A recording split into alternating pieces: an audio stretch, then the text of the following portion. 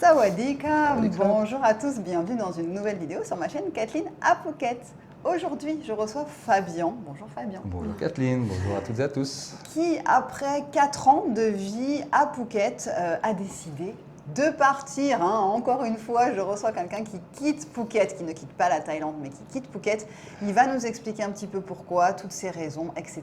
C'est parti pour la vidéo de la semaine. Bah écoute, merci de revenir à nouveau sur la chaîne, Fabien, parce que peut-être vous le reconnaissez, il avait fait une vidéo avec moi il y a 2 ans et demi, quelque chose comme ça, où il nous avait un petit peu expliqué son parcours. Donc tu es arrivé il y a 4 ans maintenant à Phuket. Est-ce que tu connaissais déjà de nous d'où tu viens, quel âge tu as, etc. Vas-y, raconte-nous tout. Allez voir la vidéo, spoiler. Voilà, et je mettrai la vidéo en lien, la première vidéo aussi, je la mettrai en lien en barre de description. On voit la différence entre il y a 4 ans, il y a 3 ans et maintenant, donc c'est pas mal. Donc voilà, moi je m'appelle Fabien, j'ai 44 ans, comme vous pouvez le constater, je viens de Belgique. Voilà, petit accent. Petit accent. Et donc je suis arrivé ici après une grosse déception amoureuse, un divorce donc, et en plus de ça avec des gros problèmes physiques, après un accident.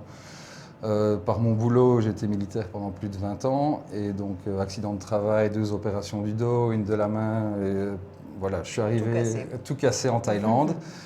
Et je suis arrivé ici dans un but déjà de me reconstruire, physiquement et mentalement, et puis au final, je me suis dit, oh, je suis vraiment bien ici.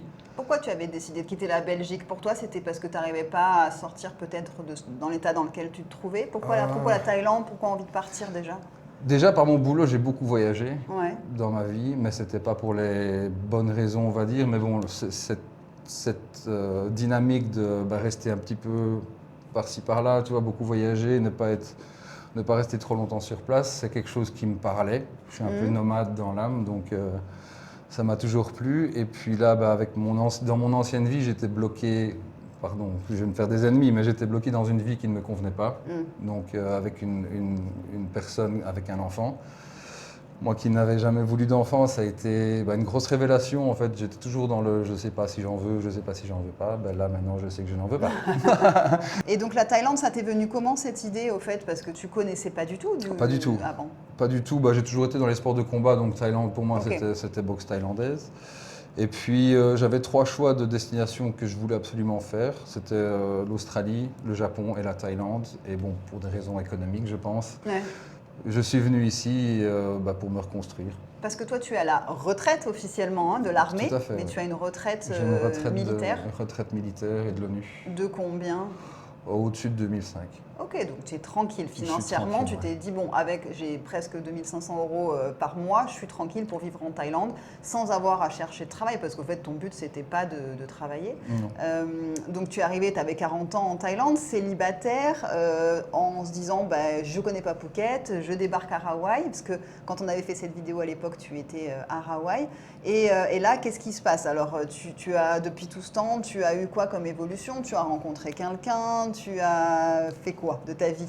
Oh, écoute, j'ai grandi. Ouais. Déjà, j'ai bien... tu fais la même taille. Peut-être un peu plus petit. Non, j'ai beaucoup travaillé sur moi-même. Parce que les épreuves dans la vie, autant que ça serve à quelque chose. Bien sûr. J'aime bien analyser tout ça. Et puis, de fil en aiguille, je me suis rendu compte que non, je ne donnais pas assez d'importance et de valeur à moi-même. Donc, tu vois, je donnais des rendez-vous à des gens qui n'en valaient pas spécialement la peine, ou des gens un peu toxiques, etc. Et à un moment donné, je me suis dit, waouh, c'est bien de rencontrer des gens, mais ce sont des gens qui ne te correspondent pas. Donc, sois plus... Je parle des filles. J'allais dire, tu parles de quoi? Des nanas? Des nanas ou des mecs pour les la boxe et les... tu parles même en amitié, je me suis rendu compte qu'il y avait beaucoup de trash people ici. Beaucoup de personnes qui fuient ou qui se cachent, qui ne sont pas honnêtes et qui sont avec toi ou qui gravitent autour de toi par intérêt. Et moi, je suis quelqu'un qui donne beaucoup en amitié, assez rapidement si je sens qu'il y a un truc. Et puis, j'ai eu quelques expériences qui m'ont montré que c'était pas toujours réciproque. Avec quelle nationalité? Avec des Thaïlandais? Thaïlandais et étrangers. D'accord. Français. néo-zélandais, thaïlandais. Mais donc tu étais quand même dans l'optique de te dire, je vais quand même retrouver quelqu'un, tu voulais pas rester seul pour tout le reste de ta vie. Pendant 1 an et demi, j'ai écumé un peu les Tinder parce que je suis pas un mec super sociable, donc déjà moi... C'est vrai qu'il a pas l'air, mais il est très timide. Ouais, je suis très timide, je suis très perso. Ouais, très secret, oui. Du coup, moi je suis pas un mec à aller sortir, aller dans les boîtes. Déjà moi accoster des filles, non, c'est pas. Il y a quelque chose qui se fait ou ça se fait pas. Ouais. J'ai fait Tinder parce que c'était facile. C'est facile et puis en fait au final jamais je ne trouvais. Je trouvais quelqu'un de sympa, tu vois, même pour un deuxième. Ça s'arrêtait toujours au premier rendez-vous. D'accord. Ou des fois j'allais jusqu'au deuxième, mais je me disais ouais non c'était de la poudre aux yeux le premier et au final non ça va, on va s'arrêter là.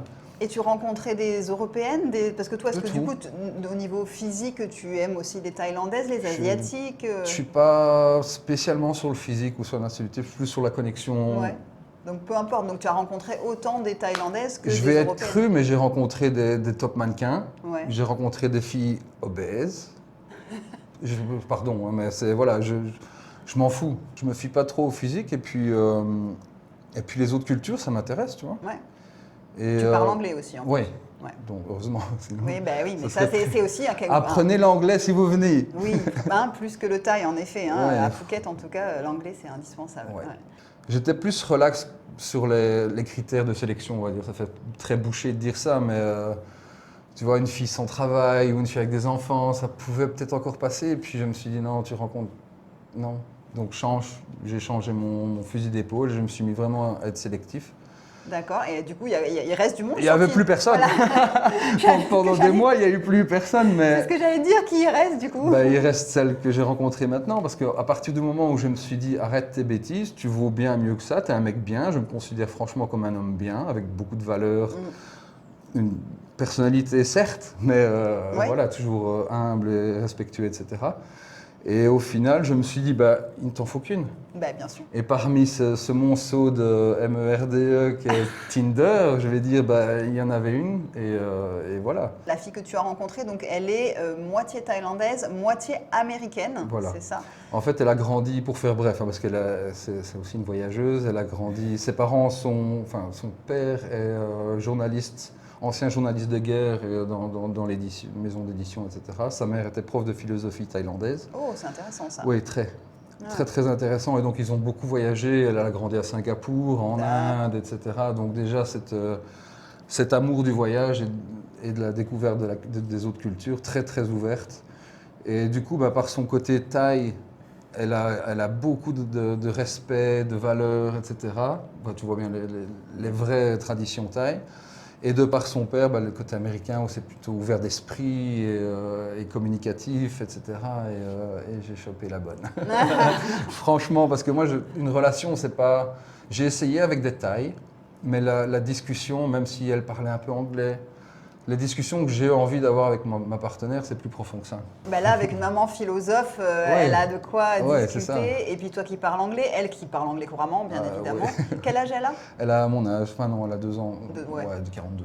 42, ok. 42, donc, Et là, ça fait donc combien de temps que vous êtes ensemble? Ça va faire 3 ans le mois prochain. Pourquoi tu arrives à saturation de Phuket après 4 ans? Parce que, en effet, tu as voyagé un petit peu dans la Thaïlande aussi, tu as découvert d'autres choses, mais tu es toujours revenu en vivant à l'année à Phuket. Voilà, il m'a dit récemment, non mais on se barre en septembre, on s'en va. J'ai dit, écoute, viens raconter un petit peu les raisons qui font que tu t'en vas, parce que c'est intéressant de savoir pourquoi les gens finissent par partir de Phuket et qu'est-ce qui ne leur plaît plus par rapport à quand tu es arrivé il y a 4 ans. Parce que qu'est-ce qui t'a plu quand tu es arrivé, toi, tout d'abord?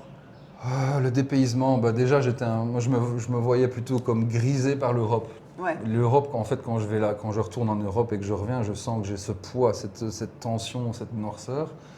Et arrivé ici, j'ai senti vraiment comme une pseudo-liberté. Et évidemment, les plages, le climat extraordinaire. Oui, ça change de la Belgique en plus. C'est ça.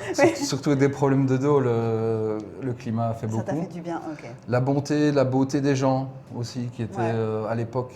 On y reviendra peut-être, mais les gens étaient moins agacés, je pense, par le tourisme.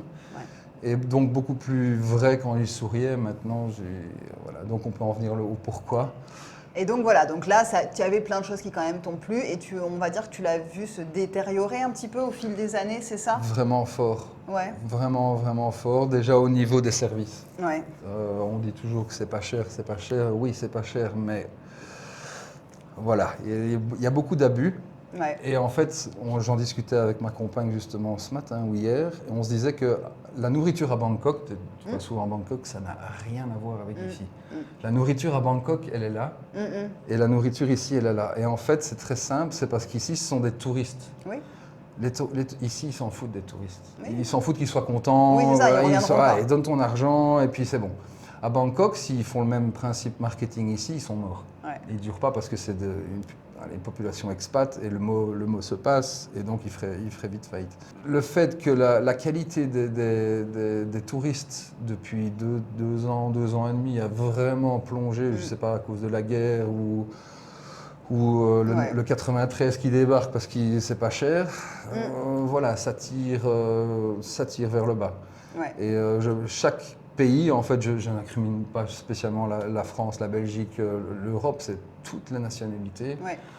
On ramasse pas les ingénieurs, quoi. Non. C'est pas les couteaux les plus affûtés du tiroir, on va dire. C'est ça. Et ce sont les plus bruyants, ce sont ceux qui foutent le bordel, on va le dire comme ça, et qui ternissent l'image du Farang. C'est ça. Moi, je pars du principe que quand on est en visite dans un autre pays, qu'on soit français, belge, suisse, espagnol, blablabla, on est la vitrine de notre pays. C'est ça. Peut-être c'est mon passé militaire qui me fait ça, mais on est représentatif et j'ai pas envie qu'on dise, en disant ouais, ce mec-là c'est un dégueulasse, il est belge, tu dis oh, les Belges c'est des dégueulasses. Non, mais voilà. Oui, normalement une certaine fierté de ce que tu représentes et avoir envie d'avoir une bonne image à l'international, alors que c'est de moins en moins le cas et ça se répercute du coup sur le comportement des Thaïlandais envers les touristes et envers nous en fait. Ils en ont vraiment marre et quand ça fait un petit peu de temps qu'on habite ici, on voit un peu derrière la façade du visage, du sourire et on voit vraiment qu'ils sont à bout et qu'ils en ont marre. Mais bon, c'est leur gagne-pain, donc je peux comprendre, mais c'est la triste réalité du tourisme et du surtourisme, on va dire, hein, comme on en parlait il y a 20 minutes, mais à Bali, Moi, je dis toujours que Phuket se balifie, hein, c'est un mot que j'invente, mais oui, c'est vraiment ça, quand vous connaissez Bali et qu'ensuite vous voyez ce qui est en train de devenir Phuket, c'est vraiment cette influence-là qu'on ressent, c'est-à-dire plus aucun commerce tenu par des locaux, hein, c'est que des commerces tenus par des étrangers, une circulation qui devient infernale, très dangereuse, et des infrastructures routières qui ne suivent pas en plus. Du coup, c'est des routes qui sont défoncées, qui sont catastrophiques, quoi. Et la police. Et la police. Oui. Je ne comprends pas la Thaïlande, parce que pour un verre de bière en trop, tu vas en prison. Mais j'ai vu, il y a une semaine, il y a un Australien, je crois, il a tapé sur un flic. 1500 bahts d'amende. D'accord. Ben, je ne me sens pas en sécurité. Ouais. Il y a 6 mois, ou un an, ils ont décidé de fermer les comptes en banque de plein de gens. On ne sait pas pourquoi, sur quelle base, on n'en sait rien. Mais moi, j'ai toujours senti pas de compte en banque. Donc pas de compte en banque non, ici. rien du tout. J'ai mon compte belge, où j'envoie sur mon Revolut. Je prends 20 000 € en cash. 20 000 bahts. 20 000 euros, ouais. 20 000 euros, ouais. 20 000 euros, comme ça, bon, pour t'amener une semaine. Mais donc, je prends 20 000 en cash et je paye la moitié de mon loyer en cash et le reste, je dépense. Tu vis, quoi. Et au 7-Eleven, j'ai mon True Money. Là, ah, t'as ça, ouais.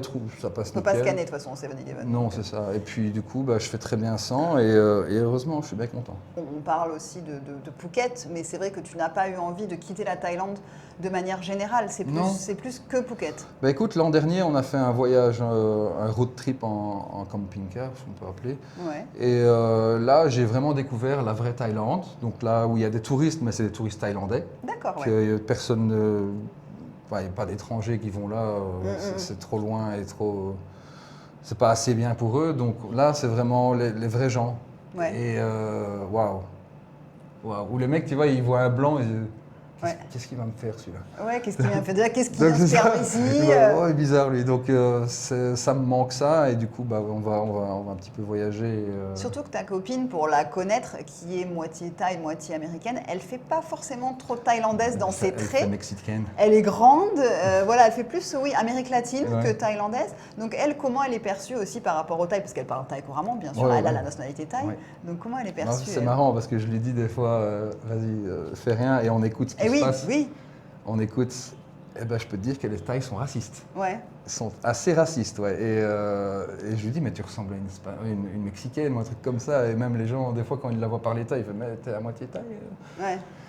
Et du coup, bah, elle me raconte des trucs. Tiens, ceux-là, ils ont dit ça, ceux-là, ils ont dit, ah oui, c'est du beau. Et sur elle, ils disent des choses aussi les petits jeunes, les petites Kaira de Phuket. De Phuket, ouais. Ils lui disent, ouais, est-ce que t'as mis un soutien-gorge des trucs comme ça. Ouais, elle me dit, je te le dis pas sur le moment parce que tu vas t'énerver. Je vais m'énerver. Je vais les casser en deux et ça va pas aller. Ah, ils le disent avec le sourire, donc tu comprendrais pas, tu dis, oh merci, salut. Et en fait, ils sont en train de te pourrir, quoi. D'accord. Et est-ce que elle, ça a un petit peu, parce que j'imagine que ça, c'est quand même peut-être aussi plus spécifique à Phuket, ou est-ce que quand vous sortez de, ouais, c'est Phuket. Okay. Les nanas entre elles, elles sont top. C'est plutôt les mecs, c'est vraiment des. Ouais. Je peux pas le dire parce que de monétisation. Mais je peux mettre un bip dessus. C'est des TDC, on va dire. Mais j'ai plus de respect pour les nanas que pour les. Autant les nanas, elles sont vachement plus vocales et loud. Ouais.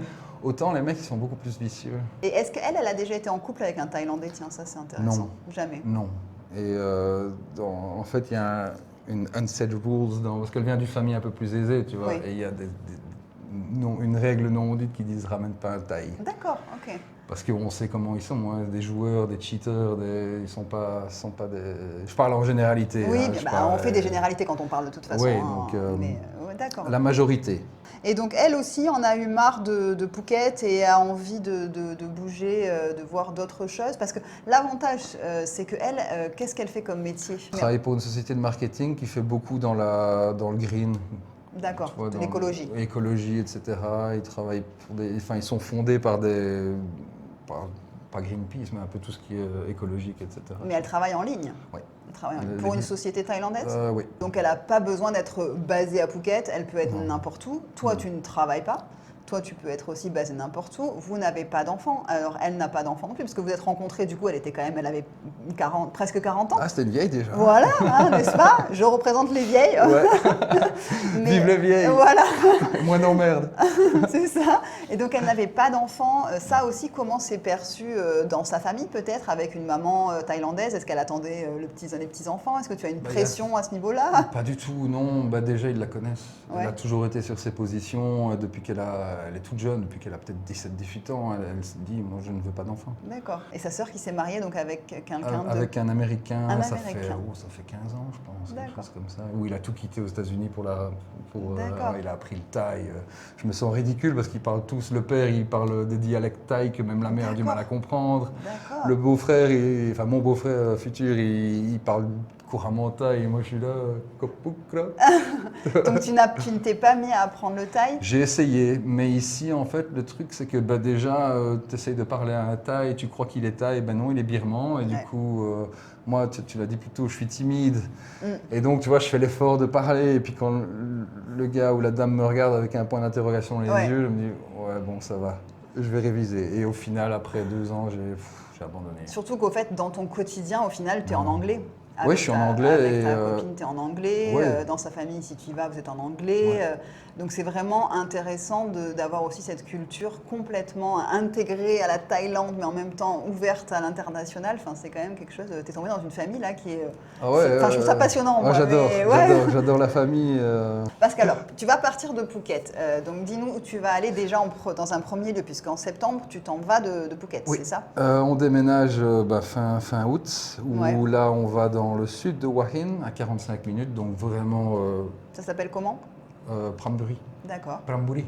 Pramburi. Et là où c'est vraiment, ce sont des maisons un peu cossues, un peu résidentielles, mais vraiment calmes. D'accord. Pas de 7-Eleven à moins de 3-4 km, tu es obligé de prendre ta voiture 20 minutes pour aller dans le centre du village. Ok. Parfait. Et c'est ce que tu as envie, c'est ce dont tu as besoin maintenant? On a besoin de ça. Elle aussi? Elle aussi, parce qu'elle passe un master en sciences, en business analytics. D'accord. Donc c'est quand même balèze. Et là, elle a beaucoup de boulot, donc c'est bien d'être un peu au calme, de se mettre dans sa bulle. Parce qu'en fait, Phuket, on a fait le tour. Il n'y a plus vraiment d'endroits où on fait « waouh ». Et moi, j'aime la photo, je fais beaucoup de photos, et depuis 2 ans, jusqu'en bouge, mais voilà, j'ai plus le... Tu n'as plus cet émerveillement que tu as eu à l'arrivée, etc. Et tu as peut-être besoin de retrouver un peu ça dans tes yeux d'étrangers qui découvrent la Thaïlande. Et voilà. Et donc là, vous partez. Pourquoi ce choix de destination?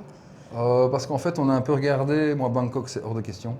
Ah oui, si t'aimes le calme, de toute façon, c'est mal barré. Ça, et Pattaya, non, sans façon. Ouais. Krabi, non, pareil, ça devient comme Phuket. Les îles, c'est bon, on a donné, on a visité assez d'îles. Une fois que tu as vu une plage, tu les as toutes vues. Et en fait, il y a toute cette partie-là qui me plaisait bien. On est allé l'année dernière pour fêter Noël en famille dans la maison de campagne de sa sœur qui est justement à Pramburi. Ok, donc il y a sa famille qui est de là-bas. Une maison de campagne. Ok. Donc j'ai eu l'occasion de visiter là-bas et c'était c'est genre campagne, Thaï, à côté de la mer. D'accord, il y a la mer aussi. Ouais, puis tu as des grands champs comme ça où ils font du sel. D'accord. Du sel, du riz, des trucs comme ça où tu vois encore les buffles au milieu du chemin. Ouais, c'est ça que j'ai besoin pour l'instant. Donc ce serait déménager déjà, partir donc, dans sa maison de campagne à côté, au sud de Hua Hin pendant au moins un an et demi. Ouais. Le temps de recharger un peu les batteries. Recharger le portefeuille. Recharger le portefeuille. Et même quelque chose dont on parlait avant de faire cette vidéo, c'est peut-être retomber un peu amoureux de la Thaïlande et des Thaïlandais. Parce que malheureusement, c'est vrai que Phuket, alors quand les gens nous disent Phuket ce n'est pas la Thaïlande, Phuket ce n'est pas la Thaïlande, on est conscient, nous qui vivons à Phuket, que ce qu'on connaît de Phuket ne représente pas le reste de la Thaïlande et des Thaïlandais. On en est très bien conscient. Maintenant, c'est une province de la Thaïlande, donc c'est la Thaïlande, mais ça ne représente pas la Thaïlande. Et donc toi, tu as peut-être aussi ce besoin de te reconnecter avec les Thaïs. Avec les Thaïs, ouais. Parce qu'en fait, avec les années et les expériences, je vois plus le côté greedy, je sais pas comment on dit, intéressé. Oui. Le côté intéressé de, voilà, lui il est farang, il a du pognon, il y a moyen de lui gratter ça, donc voilà, moi je suis plutôt une amitié pure et sincère sans chipoter, et ici, non, t'es un peu corrompu. Est-ce que vous avez des amis thaïlandais à Phuket? Elle en a une ou deux. Elle en a une. Maintenant, moi, parce que j'ai pas envie qu'elle s'oblige à parler anglais parce que je suis là. Ah oui, je la laisse, tu vois. C'est comme si on a un repas avec des Français, je vais lui dire, ça va, ne viens pas, tu vas t'emmerder. Oui, c'est exactement ça quand ceux qui sont en couple avec des Thaïlandaises, c'est souvent dans ce sens-là, et qu'on a des repas entre Français et que leur copine thaï vient. Mais à chaque fois, en fait, elle passe sa soirée sur le téléphone. Et le pire, c'est que même moi, je vais faire l'effort de parler anglais ou thaï, souvent, parce que je peux quand même me débrouiller un peu en thaï avec la fille. Et on voit que de toute façon, elle se ferme complètement. Elle est dans son truc, quoi. Et elles sont dans leur TikTok. Moi, je comprends très bien. Voilà. Et donc, à chaque fois, je me dis, mais pourquoi elle vient? Et pourquoi il la fait venir? Manger. Ouais, mais tu lui payes à manger, tu lui commandes à manger, elle mange à la maison, mais elle passera une meilleure soirée avec ses copines, peut-être au téléphone ou quelque chose, que de venir là. Et c'est aussi ça, le mélange des cultures, c'est que de laisser un peu du temps à l'autre, et puis tu ne peux pas lui enlever sa culture et sa langue maternelle. Donc, au niveau financier, est-ce que tu sais combien ça vous coûtait de vivre à Phuket? Parce que je sais que c'est assez cher, que vous êtes parti aussi de Rawai pour aller à Chalong. Est-ce que c'était aussi une question de loyer, de finances? Comment ça s'est passé tout ça? Le déménagement, non, c'était juste parce que Rawai, ça devenait trop compliqué au niveau du trafic, etc. Puis on avait envie de prendre quelque chose à nous deux. Et moi, j'avais certains critères, la tranquillité, le prix. Oui, quand même, j'ai pas envie de mettre 2000 € pour une maison. Ah oui, non. Parce que les prix ici, c'est des trucs de fou. Et en fait, les maisons qu'on voyait dans Rawai, c'était genre 50-60 000 bahts, mais alors avec une immense piscine dans pas de jardin, tu vois. Oui, piscine mur, moi j'appelle ça. Piscine mur, oui. Et moi non, moi je suis pas à Phuket pour rester enfermé dans un truc comme ça. Donc on voulait plus de verdure. Combien tu payes par mois? On paye 20 000. Ok, donc c'est encore des prix corrects. 20 000 depuis 3 ans. Donc, combien de chambres on a 2 chambres, grand jardin qui fait le tour de la... c'est un peu une villa... 4 façades avec un peu comme chez toi, mais bon, moins de. Ouais, nous, il y a un très grand jardin, mais nous, c'est exceptionnel. Un peu plus grand que chez toi, mais moins de terrain. Et là, au niveau finance, tu penses que quand même, vous allez vachement économiser lorsque vous serez parti dans le nord oui, parce qu'en fait, sa sœur nous a dit, écoutez, parce qu'il y a jardinier, etc. Donc elle me dit, vous prenez en charge les dépenses de la maison. Donc ça revient à 8 000 bahts par mois. Pour une maison de 300 mètres carrés. Et c'est tout. C'est tout. D'accord. Oui, donc oui, on va mettre un peu tout. Et puis la vie là-bas, la nourriture. Oui. Quand même, est-ce que tu manges un peu européen ici ou pas du cuisine, moi. C'est vrai que tu cuisines beaucoup. Je cuisine et... Tu cuisines quoi? Viande, pâtes, des frites. Des frites, allez. Ma gueule, là. Donc t'as pas peur que ça te manque un peu ce côté, tu manges pas forcément des burgers, des trucs comme ça? Non, Si je trouve un bon. Ouais, voilà. Pas à 25 € le hamburger. C'est ça. Et cool. c'est vrai qu'à Phuket, les prix sont un petit peu partis. Bah, si c'était justifié par la qualité, ça irait. Ah non, il n'y a plus aucune justification de toute façon. Les prix montent, la qualité descend. Donc à un moment donné. Bah, tu es le 3e à faire une vidéo, mais après tout le monde n'est pas dans ma vidéo, mais en tout cas à partir de Phuket, là tu n'es pas parti encore une fois de Thaïlande, après tu as une compagne thaïlandaise, donc aussi c'est son pays, donc elle a envie de rester là. Tu as pu voir vraiment le changement de Phuket en 4 ans. Est-ce que tu recommanderais quand même à des gens qui ont envie de s'expatrier à Phuket de venir encore ici ou Bien tu sûr. dis Phuket c'est mort, ne venez plus Non, ça dépend ce que tu cherches. Maintenant, il y a des gens qui sont très heureux ici, ils ont une vie qui leur plaît à 100%. Parfait. C'est pas pour tout le monde. Maintenant, la hausse du tourisme et tout ce que ça enchaîne sur le côté, certaines personnes sont prêtes à le payer le prix, moi pas. L'idée, c'est de ne pas venir ici en espérant réinventer la roue. Je parle de business, etc. Ouais. J'ai vu plein de personnes qui disaient « Ouais, moi je veux faire ci, faire ça ». Tout a déjà été fait ici. Oui, surtout Avec Phuket. plus ou moins de succès, mais tout a déjà été fait. Il ne faut pas revenir ici en disant « Ouais, moi je vais faire ci, je vais faire ça ». Non. Et soyez bien prudents Ouais. aux arnaques. Et est-ce que Phuket, c'est définitif, tu ne remettras plus jamais les pieds ici? Ou alors est-ce que tu reviendras quand même? On pourrait aller boire un petit café. Oh bah oui, je reviendrai juste pour boire un café. Non, c'est moi qui viendrai, on viendra avec je Serge, crois je que ce pense. sera plutôt ça. Ce sera plus sympa. Non, Phuket, je sais pas. Tu sais pas. Très honnêtement, je sais pas. J'adore l'île. C'est un peu comme la Belgique, tu vois, ou la France. Ouais. J'adore ces pays. C'est vraiment... Bah, c'est dans notre cœur. C'est dans notre cœur, mais voilà, il y a trop de monde.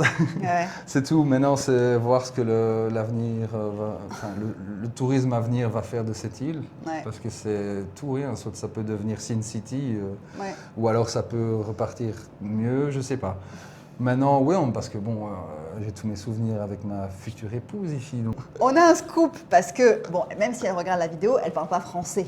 Donc au fait, il compte la demander en mariage incessamment sous peu. Ouais. C'est le mois prochain, donc il est assez stressé, même si elle va dire oui. Oui, bah oui, c'est oui, juste que... Voilà. Elle va dire oui. Donc voilà, oui, il est tout timide. Mais moi, je suis trop contente parce que je les ai connus, ils venaient de se rencontrer. Là, je vois l'évolution de leur relation. Ouais. Et je sais que voilà, c'est que des bonnes choses à venir parce que c'est un couple qui, je pense, s'est vraiment bien trouvé Ouais. et qu'elle aussi, elle est tombée sur quelqu'un de bien et que ça va bien se passer. Mais voilà, il va la demander en mariage. Donc après, tu vas faire le visa marié, Oui.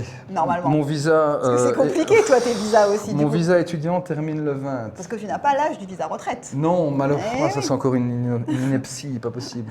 Mais bon, donc je l'ai demandé, bon, on va dire début août. Voilà, Mon visa étudiant termine le 20 août. ok. Et entre ces, je dois faire, donc je dois déjà lui demander. Oui, bon. Elle doit accepter, on doit Ouais. faire les démarches pour être marié et je dois commencer la procédure pour mon visa D'accord. mariage. Et là, ça prend 3 semaines et puis il te donne un Bon, provisoire de 3 mois. Voilà. Mais on déménage, donc je ne sais pas si je dois le faire à Phuket ou à Wahin, donc c'est... Bon, tu verras bien. Ouais, mais ça va bien se passer. Donc écoute, moi je suis contente d'avoir fait cette vidéo avec toi parce qu'après Moi aussi. c'est fini en fait, il s'en va. Donc on verra, je te dis peut-être qu'on viendra vous voir là-haut parce que nous aussi Bienvenue. on a besoin de sortir un petit peu de Phuket. Je vous cache pas que c'est compliqué dernièrement, voilà, avec la haute saison qui va arriver. Après ça va être aussi comique. Bref, ben merci beaucoup. Je te Merci à souhaite toi. plein de bonheur à toi et à ta chérie pour tout ce qui vous attend, tous ces projets. Ça va être super, Ça j'en va être suis top. certaine. Ouais. Merci à vous d'avoir regardé cette vidéo jusqu'au bout. Je vous souhaite une très très belle semaine et je vous retrouve samedi prochain. Et n'oubliez pas de liker. Alors, likez, ouais, abonnez-vous, partagez, faites tout ce qu'il y a à Je faire. suis voilà. community manager. moi. C'est ça. Merci à tous, on vous retrouve très vite, portez-vous bien. Bye bye. Ciao.